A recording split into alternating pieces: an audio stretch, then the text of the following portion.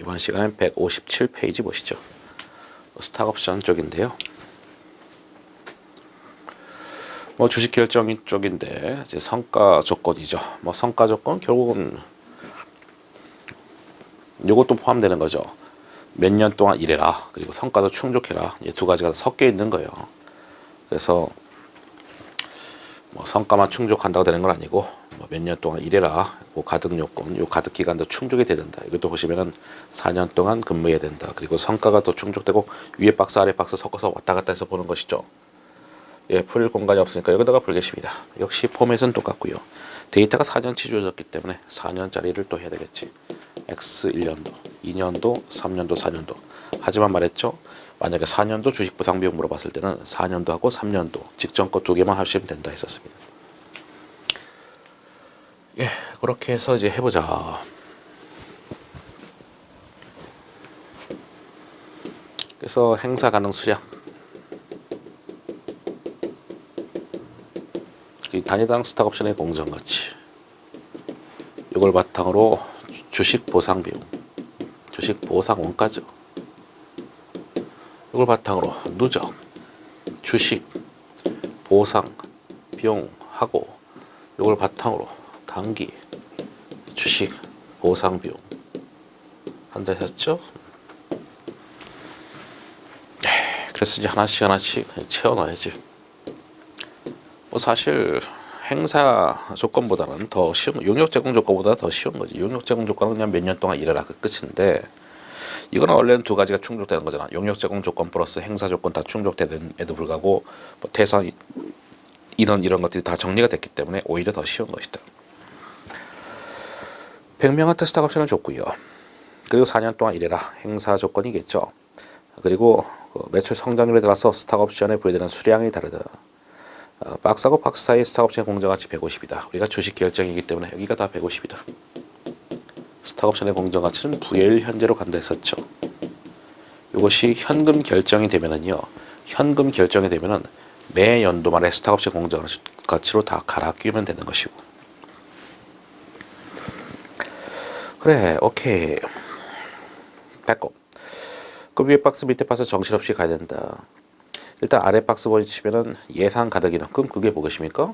지금까지 퇴사한 놈들하고 앞으로 퇴사할 놈들 다 제외한 숫자. 그것이 다 정리가 되어 있기 때문에 행사 조건보다는 오히려 얘가 더 쉬운 거다. 그게 정리되는 것이 원래 가장 빡시잖아. 퇴사 인원들. 그래서 80명 갖다 쓰면 되는데 나만 한 명당 몇 개씩 행사 가능하냐. 그게 좀 다르다 이거지. 그럼 일단 걔부터 써보자. 80, 85. 80명, 85명. 또 80명, 70명 주어졌으니까 그냥 갖다 쓰면 돼. 원래 거기가 제일 어려운데 다 주어졌다. 다 쓰지 뭐. 명.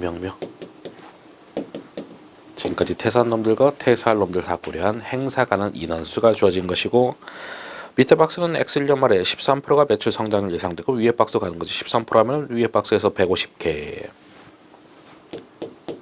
이렇게 해서 행사 가능 수량이고 단가 계산하고 그렇게 해서 쭉 주식 보상 원가를 먼저 계산해 보죠. 그 보상 원가 하면은 거기는 180만 원이 되네. 180만 원. 맞는지 계산기. 됐죠. 우리가 4년의 용역 제공 조건이기 때문에 4년 중에 1년 지났어. 그럼 45만 원. 첫 해니까 누적이면서 곧 단기가 되겠죠. 이렇게 하는 것이죠. 그렇게 4번 하면 되겠죠. 그 다음에 2년도는요. 85명 됐고 2년도는 밑에 박스에서 8% 예상이다. 그 위에 박스로 가면 8%면 10% 미만이기 때문에 100개. 그렇게 해서 계산기 두들기면 얼마요?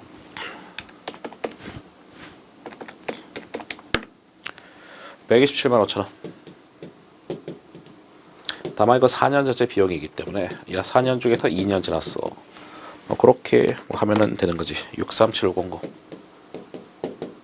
그 단기 누적 빼기 전기 누적해서 이렇게 빼면은 그것이 단기의 주식 보상 비용이고 187500. 예, 그렇게 계속 하면 되는 거지. 3년도 갑니다. 3년도 두 번째 박스에 12% 예상. 그 위에 박스 가서 12%면은 150개. 그렇게 해서 계산하면 여기가 180만 원이고요. 다만 이거 4년 전체 비용이니까 야 4년 중에서 3년 지났어. 그 누적적인 비용이 그렇게 하시면 얼마냐? 135만 원. 단기 누적 빼기 전기 누적해서 또 빼주시면 또 나오겠죠. 그럼 걔가 712 500 됐고, 그 다음 또 마지막 연도도 뭐 똑같이 가는 거지. 밑에 박스는 18% 이상, 그 위에 박스 18%면 뭡니까? 15% 이상이니까 200개. 그럼 또 계산기 225만 원입니다. 야, 우린 4년 중에서 4년 다 지났어. 그럼 거기가 225만 원이고, 단기 누적 빼기 전기 누적해서 이렇게 하면 뭐 90만 원 되겠네.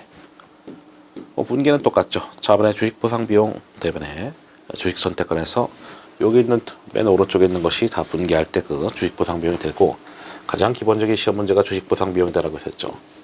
그리고 말했어요. 4년도 주식 보상 비용 할 때는 우리는 필요한 게 요거랑 요거기 때문에 4년도 물어보면 3년도 4년도 하면 되는 거지 1년도 2년도 하는 삽질을 하면 안 된다. 당연히 3년도 물어보면 3년도라 2년도 하면 되는 것이고 되겠죠.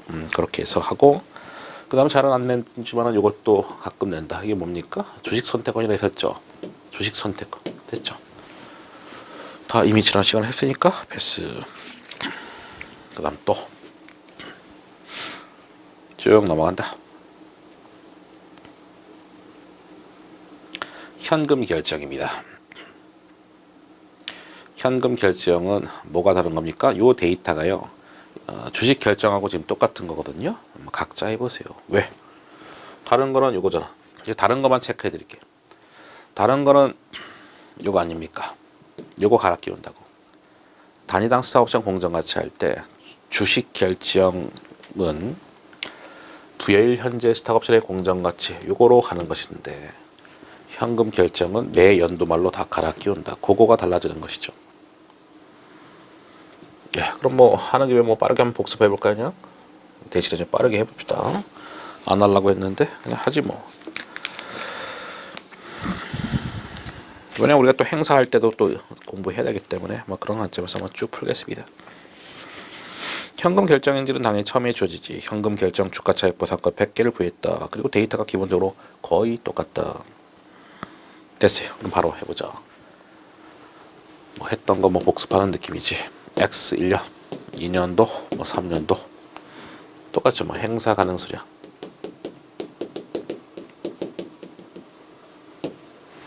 단위당 스톡옵션의 공정 가치인데 여기가 다르다고. 연도 말 거로 다 갈아 끼우면 되겠죠. 당연하지. 우리가 보는 지금 모든 숫자는 다 연도 말 거니까 당연히 연도 말 거고, 얘가 특이한 게 아니라 주식 결정이 특이한 거죠. 주식 결정은 부여일 현재로 가는 거잖아요. 그 이유는 뭐 지금 그 이유까지 아실 필요 없지. 주식 보상 원가, 누적, 주식 보상 비용, 단기 주식 보상 비용. 그 시험에 임박했는데 왜 이렇게 하지? 이 생각을 하는 게 오바라고. 그냥 다 외운다. 시험 임박했을 땐 다 외운다. 내가 이해가 됐든 안 됐든 다 외워서 해야지. 그 손이 푸는 거, 손이 아무 생각 없이. 왜라고 생각조차 하지 마세요. 그래서 이제 수량부터 체크해보자. 수량은요, 뭐 정신없이 하는 거지 뭐. 500명이 있고요, 첫 줄에. 그럼 X년까지 실제 퇴사한 인원이 있을 것이고, 2년도, 3년도 앞으로 퇴사할 놈들 데이터가 있겠죠. 그런 다음에 또 몇 개씩 주고, 첫 줄에 100개씩. 그리고 스톡옵션의 공정가치는 4번 데이터의 연도 말거로 150. 걔만 쓴다면은 얘는 150이고요. 2년도는 뭐야? 180이고, 3년도는 거기에 175라고 박스에 4번 데이터 써 있죠. 1년 말, 2년 말, 3년 말 150, 180, 175 그대로 써놨죠. 요것이 주식 결정하고 유일한 차이라고. 그래서 제가 안 하려고 한 거잖아요. 그래, 복습하는 셈 치고 빠르게 해보자. 박스 밑에 지금까지 퇴사한 놈들 1년도는 35명. 그 팩트죠. 2년, 3년도는 예상, 미래니까 예상이겠죠. 거기 밑에 2년, 3년도는 60명이 퇴사할 거다. 예, 이렇게 해서 주식 보상, 그 보상 원가를 계산하면 607만 5천 원. 예, 보상 원가고, 이걸 바탕으로 또 누적 주식 보상하면은 3년의 용역 제공 조건, 3년 중에 1년 지났다. 그럼 곱하기 3분의 1 하면은 202만 5천 원. 뭐 첫 해니까 뭐 누적이면서 곧 단기가 되겠지. 그 다음에 2년도 500명이 있는데 지금까지 실제 퇴사한 놈들 1년도, 2년도가 있을 것이고 3년도 미래이기 때문에 예상치겠죠. 한 명당 100개씩 이렇게 해서 계산한다. 1년도 퇴사한 논문 아까 했었던 35명 팩트고 2년 실제 퇴사한 논문 박스 밑에 두 번째 40명 팩트죠. 3년도는 예상 3년도는 추가로 25명 예상. 예, 이렇게 해서 하시면은요 720만원에 주식보상원가 3년 중에서 2년 지났어. 그렇게 해서 계산기를 두들기면은 얼마냐? 480만원. 단기 누적 빼기 전기 누적해서 쭉 해서 이제 계산하시면은 277만 5천원.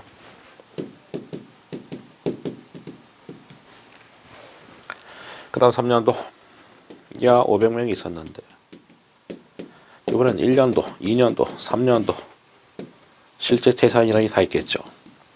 1년도는 35명, 2년도는 40명, 3년도는 또 봐야 되겠지. 3년도는 거기에 22명이 퇴사했다라고 써있죠. 그렇게 계산하면 얘는 705만, 705.25만. 예, 705.25만. 그래서 3년 중에 3년 다 지났다. 단기 누적 빼기 전기 누적해서 또 하시면 된다. 그럼 걔가 252, 500. 예, 252, 500 됐죠. 다마지 분기는 어떻게 합니까? 차번에 주식 보상 비용이라는 것은 똑같은데 대변인 돈주름이니까. 그러니까 주식 결제형은 뭐예요? 현금 받고 주식 주는 건데 현금 결제형은 그것은 현금 결제 주가 차익 보상권은 뭡니까? 주가랑 행사 가격 그 차이만큼을 돈을 주는 거잖아. 그냥 네가 혜택이 있는 막 이득 인만큼 딱 퉁쳐서 돈을 주는 거 아닙니까? 주가와 행사 가격 차이만큼. 돈 주를 보니까 여기가 대변에 주식 선택권 자본이 아니라 대변에 장기비 지급금에서 돈 주를 뭐 부채가 된다. 장기비 지급 비용에서 단기비 지급, 장기비 지급 비용에서 부채가 된다고 돈 주를 못했죠. 그러면 기본적인 시험 문제 뭡니까? 당연히 얘가 가장 기본적인 시험 문제죠. 역시 만약에 3년도 물어보면 우리는 2년도, 3년도만 하면 되는 거고 그 다음 주식 보상 비용, 누적 주식 보상 비용 이게 뭐겠습니까? 그것이 장기 미지급 비용이 된다. 걔도 시험 문제. 만약에 2년도 장기 미지급 비용을 물어봤어. 그럼 잘 안 내는 문제 형태지만 야 2년도 장기 미지급 비용 물어봤어? 그럼 뭐만 하면 됩니까? 2년도. 왜? 이거 계산하면 되는데 이거만 쭉 해서 한 줄로 하면 되는 거죠. 1년도도 필요 없지. 이게 만약에 주식 결정이야. 그럼 주식 선택권이죠. 여기가 주식 선택권이라고. 그럼 2년 만에 주식 선택권 얼마냐 하면 얘를 계산하면 되는데 한 줄만 있으면 된다고. 1년도 3년도 다 필요 없다고. 그렇지 않습니까?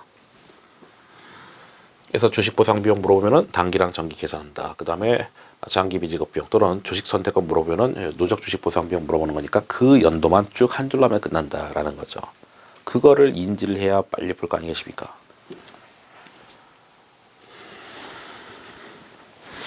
그 다음에 이제 행사시 보자. 행사시. 역시 뭐 데이터가 똑같지. 역시 거기 보면 4년 초에 뭐 모두 다 행사했다고. 아까 이것이 43,300개였나 그랬을 텐데 43,300개 다 행사했다고. 그럼 보자. 4년 초 행사시. 현금 받고 주 주는 게 아니라 현금을 주는 것이죠. 종업원한테 네가 이득 받을 만큼 돈 준다. 그러면 일시적인 계정 과목 장기비 지급 비용 돈 줄 의무가 사라지면서 현금을 주는 것이지. 대차 차익은 주식 보상 비용이 되는 것이죠. 물론 주식 보상 비용은 자변도 될 수 있고 대차 차익이니까 대변도 될 수가 있겠죠. 그것은 뭐 당연히 다 케이스 바이 케이스가 되는 것이고. 그럼 해보자. 여기는 43,300개 곱하기 여기도 43,300개 뭐 수량은 공통이고 돈 주름인데 여기는 단가가 175였죠. 3년 말 입장에서 장기 비지급 비용이 장부에 175가 꽂혀 있습니다. 그리고 여기 뭐요? 이게 내재 가치지 뭐 내재 가치. 요거는 3년 말에 스탁옵션의 공정 가치. 3년 만에 스탁옵션의 공정 가치고 내재 가치 돈 주름이죠. 그 내재 가치가 사실상 주가랑 행사 가격 차이가 되겠죠. 만약에 행사 가격이 10,000원인데 주가가 12,000원이야. 그 종업원은 얼마 버는 거요? 2,000원. 그 2,000원만큼 돈을 준다고. 다만 내재 가치가 다 써 있죠. 박스 밑에 5년도에 박스 쪽에 맨 마지막에 4년 초에 5번에 4년 초에 내재 가치 170. 그게 스탁옵션 행사 시 현금 지급액이잖아. 굳이 말하면 주가 빼기 행사 가격 된다. 170. 그럼 이쪽에 빵꾸나네. 그럼 여기가 주식 보상 비용. 당연히 행사할 때는 여기를 내는 거지. 야, 주식 보상 비용 얼마인데? 여기를 내는 거지. 이걸 내야 네가 이 분기를 알고 있냐 이런 거기 때문에. 뭐 계산할 때는 뭐 둘 다 계산해도 되지만은 뭐 묶어서 하면 뭐 1초라도 빨라지겠죠. 175 빼기 170에서 묶어서 하면은 뭐 1초라도 빨라지겠지. 하여튼 그렇게 해서 하시면은 201 500 해서 계산기 확인.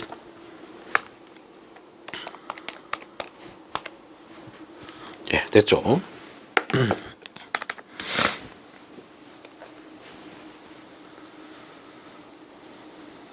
그래서 장기 미지급 비용은 누적 주식 보상 비용으로 보는 것이고 가장 흔한 것이 주식 보상 비용. 어렵게 했을 때는 역시 행사시. 행사시는 주식 보상 비용을 물어본다.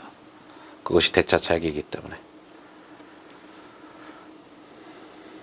예, 성과 조건, 뭐 현금 결정, 주가 차익, 성과 조건인데 역시 다른 거 뭡니까? 여러분이 각자 해보세요. 다른 거는 이거밖에 없죠.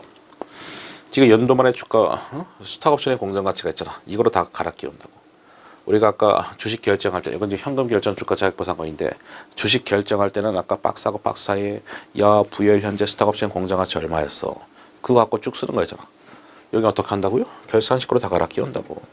그거만 차이기 때문에 그거 빼고는 똑같기 때문에 각자 각자 뭐 질문 어차피 똑같잖아. 패스. 16장 갑니다. 법인세. 역시 뭐 계산만 쭉 할 거고 뭐 내용들은 뭐 여러분이 각자. 예, 우리가 볼 첫 번째 케이스는 어딨냐? 167페이지 쪽입니다. 167페이지. 그쪽이 첫 번째 일시적 차이만 있는 경우에서 이제 걔를 먼저 봅시다. 뭐 일시적 차이만 있는 경우도 나올 수도 있고 일시적 차이, 영구적 차이 섞인 것도 나올 수 있고 뭐 보시죠. 엑셀년도에 사업을 시작했고요. 데이터가 담갔다. 우리는 뭐 이런 소멸식이 다 필요 없는 거지. 소멸식이 잘 시험에 나오지도 않지만은 나온다 해도 무시. 뭐 세율은 매년 동일하다. 야 진짜 그러냐? 일단 조금 더 올려볼까요? 한 줄만 더. 예, 소멸식이 필요 없다. 세율은 동일하다. 단기가 X 1년도, 2년도, 3년도 이렇게 4년도 이렇게 쭉 있는데 이 소멸시기를 안 따져도 답은 나오기 때문에 필요가 없다라는 거죠. 그래, 일시적 차이. 우리가 영구적 차이 기억하지 했었죠? 영구적 차이. 벌가금하고 접대비 한도 초과. 벌가금하고 접대비 한도 초과. 이런 것은 영구적 차이고 나머지는 일시적 차이다라고 봐도 무방한 거죠. 그리고 제가 요령을 알려드렸죠. 야 비용이 나오면 어떻게? 플러스 조정. 이것도 평가손실 비용이잖아. 감가상 비용. 그럼 이제 플러스 조정. 미수수익. 그거는 자본의 미수이자라는 자산이고 대변의 이자 수익이라는 수익 아니겠습니까? 그 수익이니까 마이너스. 그 요령이죠. 뭔 말을 하는 거요?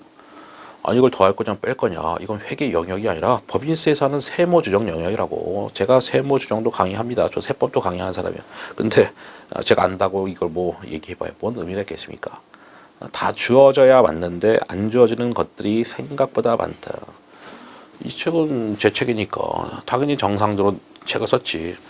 이렇게 주어지는 게 정상이라고. 근데 안 주어지는 그지 같은 문제들이 10개 중에 한두 개 정도 있다는 거예요. 그 감가상비 한도 초과인데 더하기 빼기 어떻게 알아? 그 세법에서 하는 건데. 그래서 요령 알려드린 거죠. 비용은 더하고 수익은 뺀다. 그러면은 한 95% 이상은 맞습니다. 수업 목적상 95% 이상. 그러니까 웬만하면 맞다고. 예, 어쨌든 그런 걸 또 우리가 뭐라 하는 거예요? 비용 불인정을 뭐 선급을사니.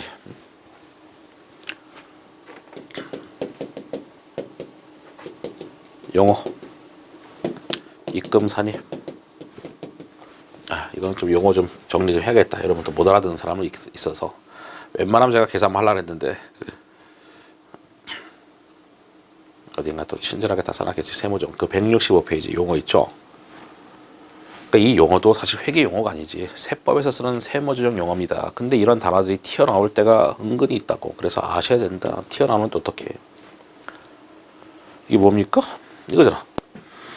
회계에서는 수익 여기다 쓰지 뭐. 수익표. 빠르게. 회계 법인세. 뭐 세무조정 용어. 회계는 수익이 아닌데 법인세 수익이 뭐라 하는 겁니까? 입금선이 뭐 그거지. 그래서 법인세에서는 수익병을 입금선금 이렇게 말을 한다고요. 그래서 야 수익이 추가되니까 이익이 늘겠네 이런 것이고, 회계는 수익인데 법인세 수익이 아니야? 수익 잡힌 걸 취소시키라 해서 입금 불산입해서 안입을 쓴 것이죠. 입금 불산입. 수익이 취소되면 이익이 마이너스가 되겠죠. 회계는 비용이 아닌데 법인세 비용이야. 그럼 뭐라는 거야? 손금 산입해서 비용이 추가되는 거지. 비용이 추가되니까 이익이 줄겠죠. 마이너스 조정. 마지막으로 이 동그라미 X다. 회계는 비용인데 법인세는 비용이 아니야. 손금 불산입. 비용 불산입이면 이익이 늘겠죠. 그래서 플러스. 이렇게 갖고 이렇게 갖다 해서 이 단어 갖고 더하기 빼기 할지를 우리가 아셔야 된다. 원래는 법인세 쪽이니까 내면 안 되잖아. 근데 내는 그런 그 문제들이 있어 왔기 때문에 제가 다 책에다 넣고 강의도 다 한 것이죠. 오케이. 그 용어를 까먹었을까봐 친절하게 설명드렸다. 그럼 다시 가봅시다. 아까 뭐 157인가? 157 맞나? 167 그쪽으로 다시 가보시죠. 그리고 이제 문제 풀어보자. 어쨌든 소멸 시기는 안 해도 상관이 없다 했었고요. 답이 똑같이 나오기 때문에 쭉 해서 이 정도. 단기는 X 1년도라고 돼 있고요. 그래서 이렇게 부호들이 다 주어지는데 굳이 말하면 비용 불인정이 뭐요? 손금 불산이에요. 비용 불인정, 손금 불산이에요. 요거는 이제 수익 이자 수익 쪽이잖아. 대변은 이자 수익해서 입금 불산이에요. 그게 통합 요령이다. 비용은 더하고 수익은 뺀다. 하지만 거의 대부분은 이렇게 주어집니다. 부호가. 그래서 과세 표준이 뭐 같은 게 과세 소득이죠. 뭐 세법상의 이익을 과세 표준 또는 과세 소득. 그래서 거기다가 세율을 때려. 그럼 1단계 뭡니까? 우리 지금 X1년 말이죠. 1단계는 뭐 당연히 미지급 법인세. 150만 원 곱하기 30%에서 미지급 법인세. 법인세는 내년 3월에 되는 거기 때문에 이것은 같은 말이 단기 법인세 부채고, 뭐 정식적인 계정 과목은 단기 법인세 부채다. 예, 아무튼 뭐 같은 것이고요. 150만 원 곱하기 30%에서 45만 원. 2단계 할 건 뭡니까? 이연법세 재산부채인데, 이연법세 재산부채는 기억나시죠? 일시적 차이하고만 관련됐다. 이거 보호 다 통치면은 이렇게 돼. 지금 세금 덜 내면 나중에 세금 더 내는 것이죠. 나중에 세금 더 내면 뭐야? 부채. 이연법세 부채라고.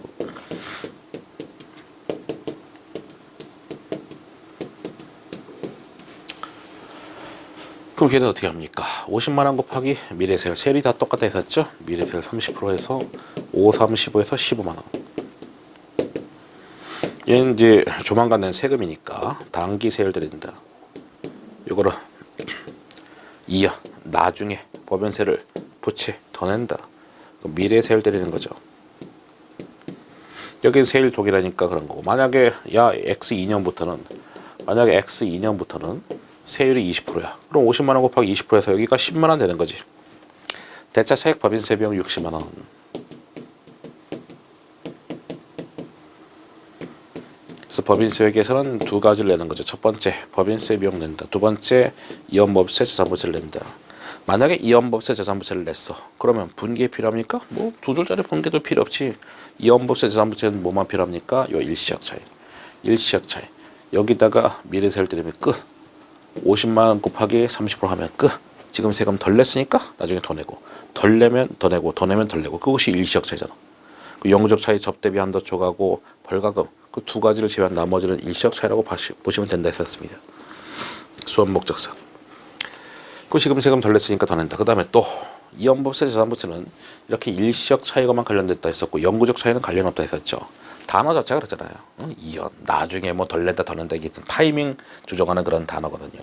지금 덜 냈으니까 나중에 더 내고, 더 냈으니까 덜 내고, 이런 거거든. 그리고 마지막, 이연법세 재산부채는 상계를 하는 것이 기본 원칙이다. 만약에 문제에서 야 이연법세 재산부채 상계하지 마 하면 어떡해?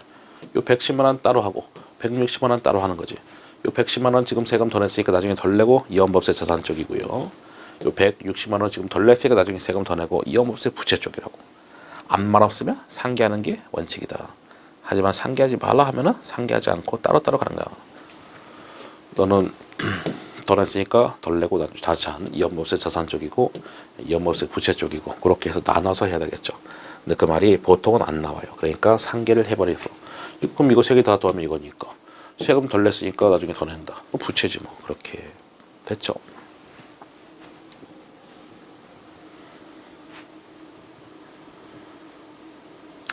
그 다음에 169페이지 예제도 보겠습니다. 네, 169페이지.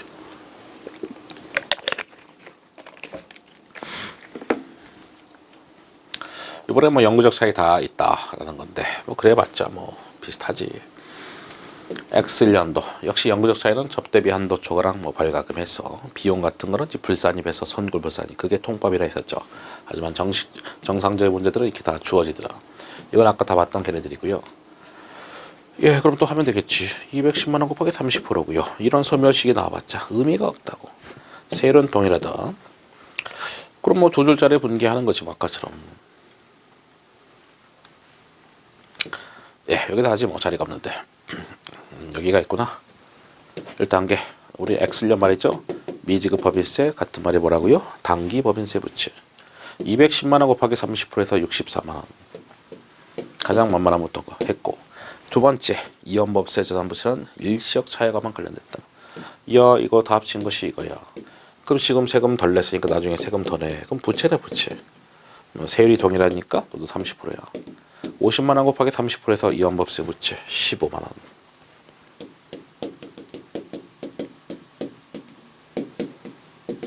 그리고 뭐 법인세 회계에서는 법인세 비용이 대차 차익이니까 78만 원. 됐죠? 시험은 요거 아니면은 요거. 법인세 비용 물어봤으면은 이렇게 두 줄짜리 간단한 분기하시면 되고 이연법세 자산부채 물어봤을 때는 분기조차 필요 없이 그냥 일시적 차이 50만 원 곱하기 미래세율 때려서 끝 이렇게 하시면 된다. 시험은 두 가지가 이렇게 나오는 것이죠. 다음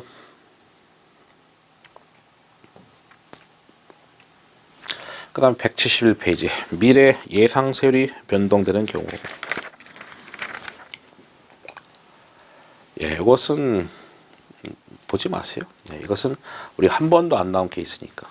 그럼 또 이런 사람도 있겠죠. 야, 내가 공부 많이 한 사람인데 세율 변동되는 거 잘 나와. 너 모르는 거 아니야? 에이, 제가 모를 리가 있겠습니까? 제 머릿속에 다 기출문제 다 있는데. 그러니까 제가 이거 하지 말라는 이유는 세율 변동되는 거는 잘 나와요. 잘 나오는데 이렇게 다 변동되는 거는 나온 적이 단 한 번도 없다고 하지 마시라고. 제가 괜히 넣었어? 아, 지워버릴 걸. 책에다가 그냥 물론 책에도 써놨지. 심하라고 한 번도 나온 적 없습니다. 그러니까 지금까지 어떻게? 내년부터는 그러니까 지금이 예를 들어 30%인데 내년부터는 다 20%. 그런 거는 많이 나왔지. 근데 계속 바뀌는 건 한 번도 안 나왔고 패스. 지금 뭐 시험에 임박한 과정인데 한 번도 안 나온 걸 건드려서 뭐 합니까?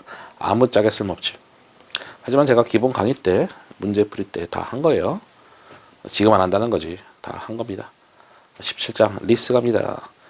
리스는 사실 용어가 굉장히 중요하죠. 그래서 제가 바로 문제말 풀 거겠지만은 요 용어 요거는 제가 용어 볼게요. 요거만큼은. 왜냐면 이것이 계산하고 직결되는 또 용어 아니겠습니까? 일단 X 연초. 리스 기간은 뭐 당연히 뭐 빌린 기간이 되겠고요. 정기 리스료 또는 뭐 고정 리스료 뭐 같은 거죠. 리스료가 뭐 매년 말에 지급될 텐데 뭐 그 정도로 지급되는 리스료가 고정 리스료 또는 정기 리스료고 이제 꽁무니가 세 가지 단어가 있죠 무려 이렇게 요 두 개는 이제 비슷한 건데 그러니까 내가 만약에 이 제네시스를 빌렸는데 4년 동안 빌렸어. 그럼 4년도에 말에 소유권이 이전되는 거지. 누구한테? 빌린 놈한테. 내가 제네시스를 빌렸는데 그냥 내 거 되는 거야 이용자기. 그게 소유권 이전 약정. 물론 이것은 유상무상 다 가능하다.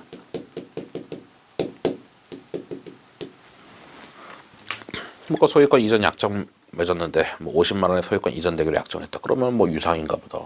근데 어떤 문제는 뭐 소유권 이전 약정을 맺었다. 근데 금액이 안 나와. 뭐야? 무상이지 뭐. 안 말았으면 무상이지. 공짜로 넘길 수도 있거든.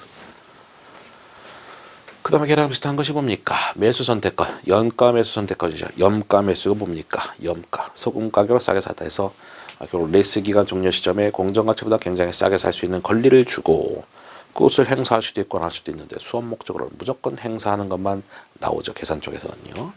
아무튼 그럼 이것도 뭐요? 요 돈 주고 소유권이 이전되는 거잖아. 누구한테? 이용자한테. 그래서 요 두 가지는 소유권이 이전되는 그런 케이스다. 이용자한테 소유권이 이전되는 그런 케이스다. 리스 기간 끝났을 때. 그 다음 이제 보증, 무보증 이 단어 언제 등장하는 겁니까? 이거는 반환 케이스 때 등장하는 단어지. 그냥 내가 4년 동안 빌린 다음에 다시 돌려줘. 그때 등장하는 단어겠죠. 이용자가 잔존가치 보증해준다. 보증 잔존가치고 이용자가 잔존가치 보증해주지 않는다. 무보증 잔존가치고 요 두 개 더하면 이제 우리가 추정 잔존가치 이런 말 쓰는 거죠. 됐죠? 그래서 그거고 그리고 나서 이제 계산 우리가 지금 계산 때문에 지금 이거를 간단한 좀 핵심 용어를 지금 보고 있던 것인데 뭐 이렇게 되겠죠. 이것은 사실 공정가치는 취득가랑 같은 거지. 공정가치 취득하지 않겠습니까? 현대캐피탈 리스 제공자라는 리스 회사겠죠. 이 현대캐피탈이 제네시스를 1억 주고 샀어. 공정가치대로 돈 주고 사겠죠. 그런 다음에 리스를 계약하고 협상할 때 쓴 돈, 리스 개설 직접 원가, 자산성이 있죠. 이것도 합쳐서 1억 천. 그래서 현대캐피탈이라는 리스 제공자가 리스 때문에 순수하게 투자한 돈이 1억 천이요. 그리고 얘네들은 바보가 아니지 않습니까? 내가 1억 천원 돈을 썼어. 현대캐피탈이. 그래서 연평균 목표 수익을 한 10% 정도 벌어야 되겠네. 그것이 내재이자예요. 요걸 벌기 위해서 이렇게 캐시를 이렇게 짜는 거지. 사후적으로 이렇게. 내가 1억 천 썼는데 10% 벌기 위해서 돈 얼마씩 받겠다. 이것이 리스 총투자겠죠. 리스 때문에 지금 엑셀런치에 돈 나간 것이 리스 순수한 투자, 리스 순투자고 리스를 받을 거, 리스 때문에 받을 돈이 리스 총투자다. 거기에는 뭐 지금 리스 제공자 입장에서 제가 지금 설명하고 있죠. 보증, 무보증 다 합친 추정 잔존가치 갖고 하는 것이죠. 당연하지. 난 리스 제공자니까 지금 제가 리스 제공자 입장 설명드렸죠. 오케이 됐고 요 정도로 그래도 필수니까 제가 뭐 시간 내서 했는데 바로 문제 풀러 가겠습니다. 예, 내용은 뭐 각자 보시고 문제 풀면서 내용 정리가 또 되고 있다. 계속 내용이네. 네, 182페이지 이번 시간에 요거 하나 하고 마치겠습니다. 182페이지 소유권 이전 케이스 뭐 가보십니다. 소유권 이전 케이스하고 이제 반환 케이스가 있을 텐데 뭐 시험은 우리 금융 리스 쪽이 나온다 보시면 됩니다. 리스에서는 금융 리스가 나온다 보시면 되죠. 운용 리스 날 확률은 뭐 희박하다. 그래 금융 리스에서 두 가지 형태가 있는데 소유권 이전 케이스가 있고 그다음 반환 케이스가 있다고. 소유권 이전 케이스는 둘 중에 하나 단어 나오겠죠. 첫 번째 소유권 이전 약정가액이 나오거나 두 번째 염가매수 선택권 약정가액이 나오거나 여기 보시면 뭐 소유권 이전 약정가액 나왔는데 어쨌든 그걸 통해서 우리는 리스 기간 끝나고 소유권이 이전이 된다. 누구한테? 이용자한테. 그래놓고 이제 해보겠습니다. 107은 뭐 필요 없고요. 단기 손익에 미친 영향 쪽이 나오는데 뭐 여기다가 할 공간은 당연히 없으니까 해보겠습니다. 얘는 그나마 만만한 게 뭡니까? 서로 캐시플로가 하잖아. 이용자 제공자가 서로 캐시플로가 같다고. 보시면 민준 리스는 기계장치를 이거 주고 취득했고 취득원가랑 공정가치 똑같다. 저말했죠. 어차피 공정가치 취득한다고. 그 다음에 금융 리스라고 써있고요. 뭐 데이터가 정신없이 주어졌는데 먼저 리스 개시일은 뭐 항상 엑셀연초. 리스 기간은 거기 3년 말에서 개부터 엑셀연초 쭉 해서 1년 말 2년 말, 뭐 3년 말. 예, 이 캐시가 서로 이용자, 제공자가 서로 똑같다. 반환 케이스는 서로 캐시플로가 다르지 않습니까? 아무튼 그리고 나서 우리가 또 볼 것은 리스료를 봐야 되겠지. 리스료. 세 번째 있는 리스료 30만 원. 걔가 뭐 고정 리스료지 뭐 30만 원.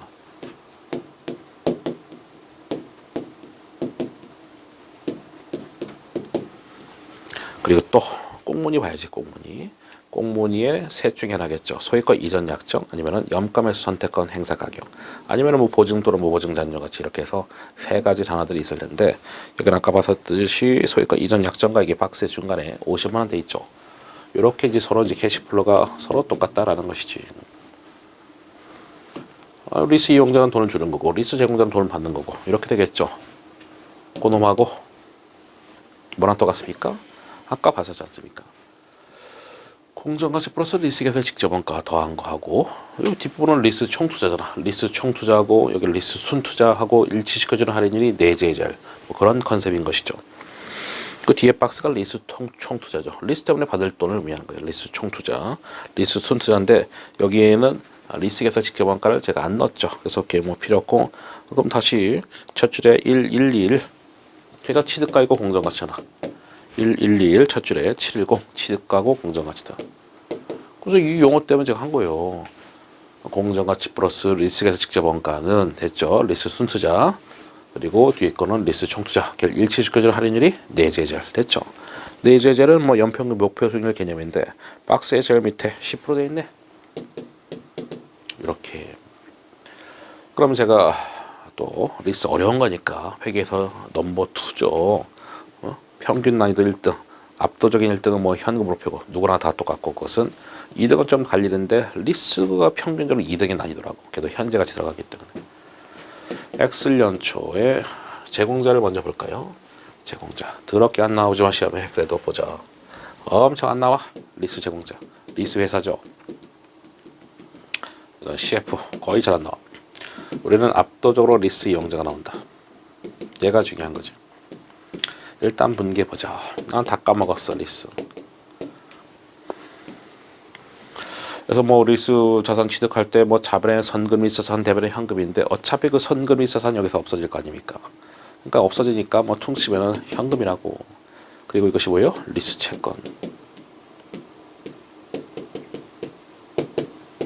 뭐 이렇게 가는 거지. 원래 숨어있는 분기 뭐라고요? 자산 취득한 다음에 바로 리스 게시하는 거죠. 이 모든 게 엑셀 연초죠. 그건 자산 취득할 때 아까 취득했다 했었죠. 첫 줄에. 그럼 그게 선금 리스 자산 요거. 대변의 현금 요거. 그런 다음에 자본의 리스 채권 요거. 대변의 선금인 자산 요거. 그 두 개 분기 합치면 이렇게 된다고. 어쨌든 요 돈 나간 만큼 내가 받을 돈이 생긴다. 내가 이 리스 자산 취득할 때 요만큼 돈 쓴 만큼 내가 받을 돈. 이 받을 돈이 뒤에 거지 뭐 뒤에 박스. 물론 걔를 현재 가치 한 게 이거고 똑같은 거잖아. 요 뒤에 박스를 현재 가치면 이거니까 같은 거라. 그러면서 이것 때문에 X1년도 말에 뭐가 있습니까? 당기 손익에 미치는 영향은 이자 수익이 있는 거지. 분개 더 이상 안 하겠습니다. 얘를 내겠냐고. 기초 장부가 곱하기 내재자를 해서 이게 당기 손익에 미치는 영향 전부인데 내겠냐고. 그렇죠? 낼 일이 거의 없다. 왜냐하면 간단하니까 항상 리스 이용자를 내는 거야. 단기 손익에 미치는 영향을 리스 채권 때문에 받을 돈 때문에 이자 수익이 저게 다라고. 그러니까 무조건 리스 이용자. 이것도 보자. 시험장 가서 이렇게 분개하고 있으면 안 되는 거예요. 리스 채권 있으면 얘는 뭐야? 리스 부채지. 갚을 돈. 그리고 사용권 자산이죠.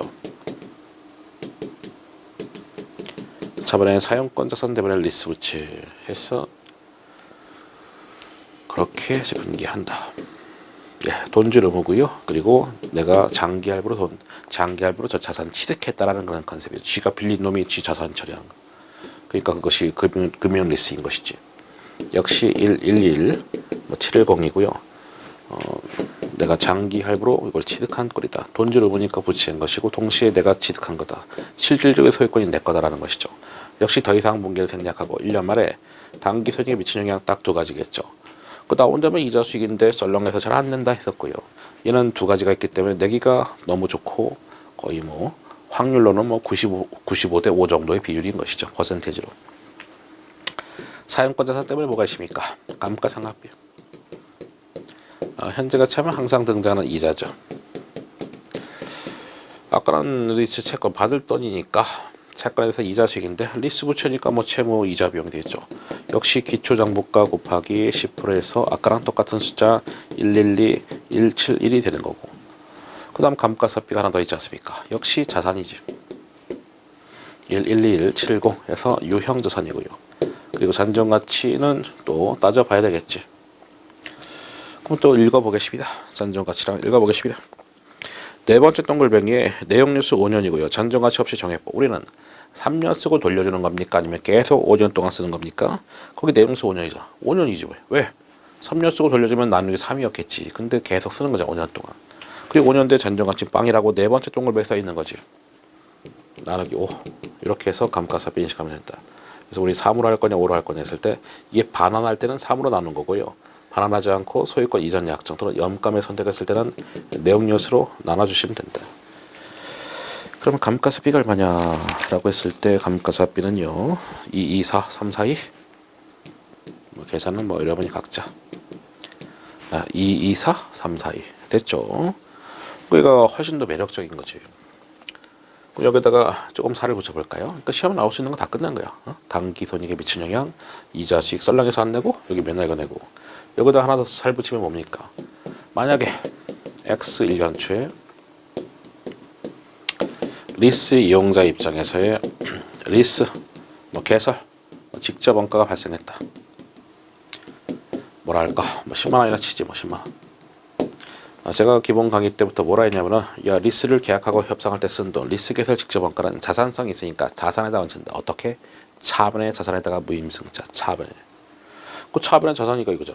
그 사용권 자산 얼마? 10만 원 플러스 돈이 나갔죠? 현금 10만 원이라고. 뭐가 달라집니까? 이자 비용 똑같고 사용권 자산이 플러스 되잖아. 그럼 여기가 이게 아니라 1 710이 되겠지. 됐죠?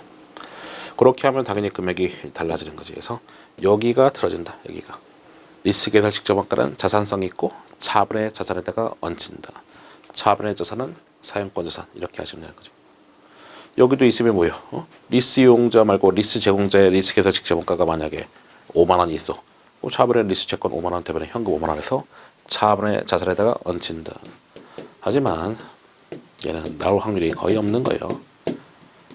그래서 자산성이 있다고 해서 차분의 자산에다 얹히는데 차분 자산 그 계정 과목에다 무임승차 하시면 된다라는 겁니다.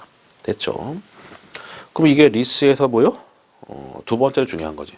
첫 번째는 다음 시간에 할 반환 기스죠. 걔가 더 어렵기 때문에 걔가 더 잘 나오고 이거는 두 번째 확률인 것이고 당기손익에 미친 영향 요거 첫 해년도를 내는 건데 리스 개설 직접 원가 있으면 조금 더 어렵다. 자산에다 플러스 없으면 더 쉬운 거고 그게 뭐 사실 다 한 거죠. 그게 우리 회계 전체도 난이도 2등이라고 하는 놈인 겁니다. 별거 없죠. 예, 그렇게 해서 당기손익 쪽에서는 첫 해년도 잘 하시면 되고요. 이용자 쪽을 잘 하시면 된다. 이번 시간은 여기까지 하겠습니다.